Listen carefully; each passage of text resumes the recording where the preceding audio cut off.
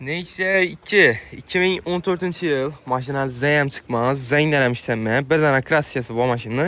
Yəni arka işində baxın krassiyası ustalarca görsüb deşirtir bala arasında. 148.000 probek, metan qazlı araba, boğular koyulan 4 dana.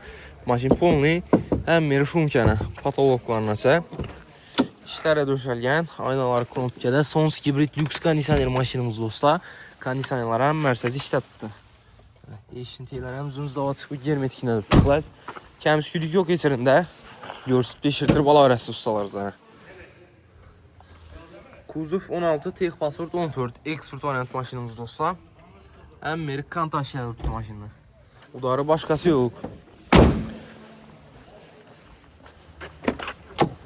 Yani dostlar. Salonları. 56 milyondan geçtirip verəmiz baxasını. Üstündə sol akıllı bala arası.